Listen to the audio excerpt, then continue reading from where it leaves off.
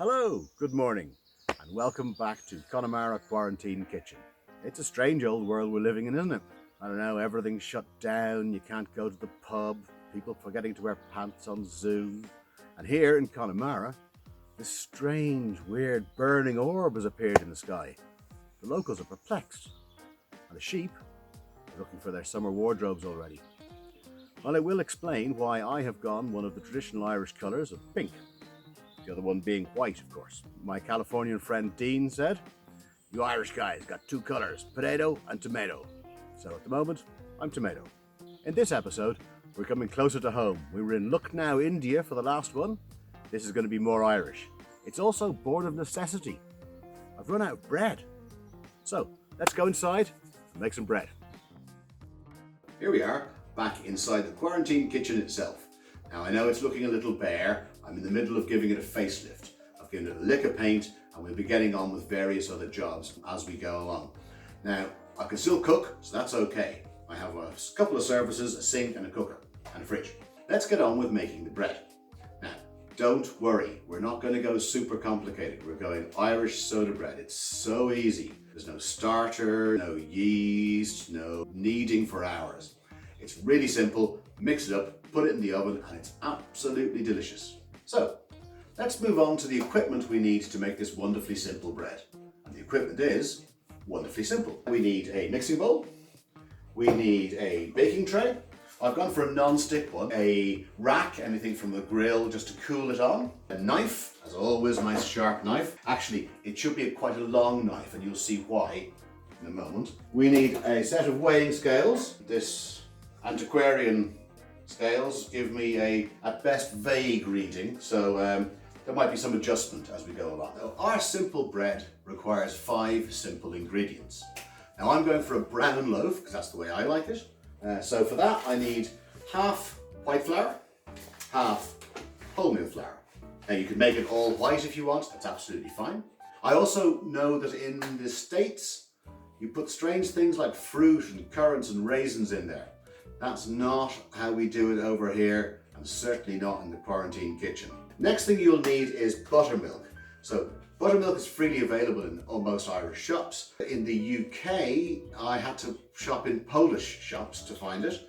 I've also read that you can add lemon juice to the milk, and that will work just as well. That's because acidity in the buttermilk reacts with the bread soda. Now don't use baking powder, because baking powder, you need to use about 4 times as much to get the same effect, and it will make a taste of metal and not very pleasant. The last thing you need is a pinch of salt. Okay, so that's the ingredients. The first thing you're going to need to do is to preheat your oven. Now, the recipe calls for around 200 degrees centigrade or about 190 if you're using a fan oven. Fan ovens aren't necessarily hotter, they're just more accurate in reflecting the real temperature because the air is circulating around and there's no dull spots. In Fahrenheit, it's 400, and if you're using a lovely antediluvian piece of kit like this, I've discovered through trial and error that it is around 450. Now, everyone's oven will be different. You get to know yours, you make mistakes, you adjust as it is. The temperature gauges are rarely accurate, so be aware. Now, there are 2 important things to remember with this bread. Number 1, when I said it was no knead, it is no knead. If you overwork it, it becomes like a big lump of stone, basically. And the other thing is, you've got to be quite quick with getting it into the oven once the ingredients are all mixed together, because the acid in the buttermilk will react with the baking soda straight away. It will start to work soon. Okay, so I mean, I don't have to throw it straight in, but be pretty quick about it. First, we're going to take our bowl, our scales. We're going to want to add about ½ pound of white flour, so 250 grams, a little over ½ pound. It's going to be pretty approximate. There we go, that's telling me that this is ½ pound. I hope you're right, scales. You're not often, but you might be. And then we need the same again of coarse flour, of the wholemeal. So another 250 grams, or just over ½ pound. That should do it. There we go. Okay. And that goes in there as well. Next we're going to add our baking soda. Traditionally, you're going to need 1 teaspoon of baking soda, okay, so a good teaspoon, and always get it in the hand, nice clean hands that we all have. The whole world is the cleanest hands in the world ever, I think, at the moment. And put it in there and make sure that there's no lumps in it, okay? Now we'll do the same with the salt. If you live in less humid climates than Connemara, you probably don't need to break up your salt. I do. So another teaspoon, exactly the same amount as the baking soda, in there. We're just going to make sure that all the ingredients are nicely combined. Put your hands in there, and then maybe we make a well in the center. Now we're going to add the buttermilk. So you're going to need 400, little over 400 mils, about 14, 15 fluid ounces. Remember to give your buttermilk a shake. It will, like Tom Cruise here, it will have separated basically if you leave it lying around. So in we go with, there we go. Take our baking tray, give it a good covering with flour. This should help it make sure it doesn't stick. Anyway, there we go, nice covering of flour, put that away. Now remember, it is always easier to add more liquid than add more flour. I would go in and leave a little bit there. You can always add a bit more later on. It's much easier than adding extra flour if it's too wet, okay? Now, get your nice clean hand, get in there, start to move from the center, moving towards the outside. Okay, it should start to combine in a nice gloopy, sticky mess. We're not kneading, we're just mixing it here. This, as I can see, is probably a little bit too dry. Let's get a bit more buttermilk in there. Kind of good fun, this. Playing with mud when you were a kid. Incredibly sticky and messy. Yeah, there we go. That's something that's approaching a sort of almost a solid. That'll do, and that's all the mixing, that's the whole thing. It's always wise to have water on hand. Get all that rubbish off your hands. Now, over to our baking tray. So we've got our baking tray, nicely covered in flour, and we're going to scoop out this mess into something that resembles a ball of sorts. There we go. Remember, it doesn't have to look perfect, a rustic loaf after all. Okay, so we got something vaguely round there. That'll do. Remember I said before we needed a knife that was reasonably long. The reason why is you need it to be the width of the loaf. So wet your knife, it's the easiest way, and we want to cut all the way down through. Not just scoring it, but all the way to the bottom. Rinse the knife off. If you don't rinse the knife off, it will absolutely stick to the dough. And we cut it this way. Now this, in Irish folklore, is to allow the fairies to escape. In reality, it's so that the middle cooks, but shh, don't tell the fairies, okay? Now, we're going to pop it on the middle shelf of our oven. Let's put it in for 35 minutes, have a look. 35 to 40 minutes, depending on your oven.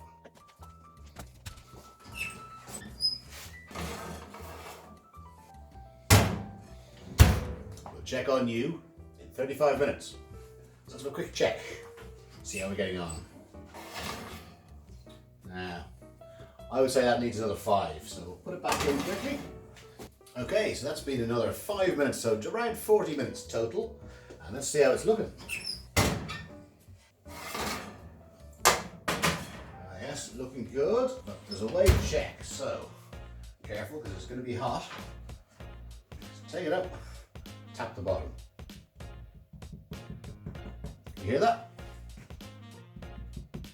Sounds hollow, you're good to go. Pop it onto our cooling rack. I'm going to leave it to cool. The normal accompaniment with my food should be beer or wine or some other such beverage. It is still the morning, and I'm not quite yet at the level where I'm starting to drink in the morning. So, I'm going to have some orange juice instead. Well, we can still get oranges. We may as well use the ones that we have. Roll your oranges, breaks up all the little segments, gets more juice out. Simply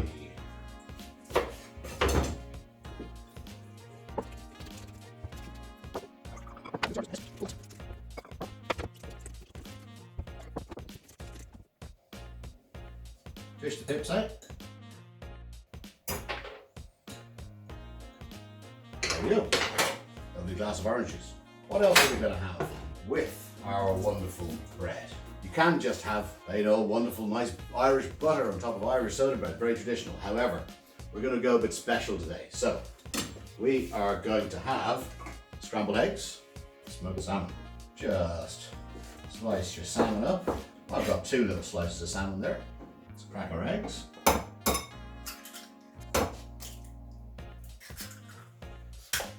Give them a little beat, not too vigorous, there, just to break up the yolks. Perfect. Normally we'd add salt, however the salmon will do the job for us. Essential, a bit of black pepper, cracked black pepper. There we go. Now let's get on with cooking them. Nice frying pan, some Kerrygold, white ball everywhere. I even found it in Yorkshire, must be everywhere. Pan's on a reasonably high heat. Let's get our eggs in there.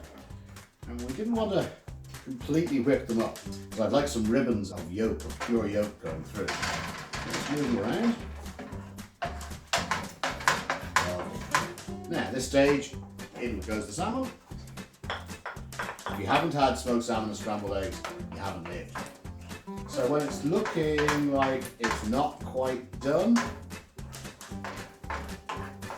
there, take it off the heat. It will continue to cook in the pan while we get our bread ready. The moment of truth. It's still warm. I know people say you should leave it, but I can't resist. So, here we go. There's nothing like the smell of fresh bread. Right, okay, let's get our break off a quarter here.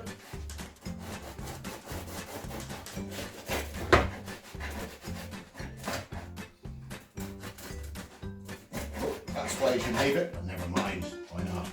Now also, just because we're being a bit posh, and we've got some parsley, 2 nice, thick, still warm bits of soda bread are perfect. Smoked salmon and scrambled eggs. And just because we can, a little bit of parsley on top. A brunch fit for a king. Just before I tuck into my beautiful brunch and the beautiful day with the beautiful scenery here in Connemara, I'd like to say hi to my mate Dave, NHS worker in Birmingham, suffering from the Rona, as he calls it. I hope you're getting better, mate. And to Janine, my heart's with you. A lot has been spoken about the heroes working in our health service and how there's the nightly claps at 8 o'clock and everything. There are more heroes here, and often unsung ones. The guys, the heroes working in SuperValu and Lidl and Aldi and Clifton, to the farmers, to the delivery drivers. They're all out there hard working so that we can keep on eating. On that uplifting note, goodbye. I'll see you next time.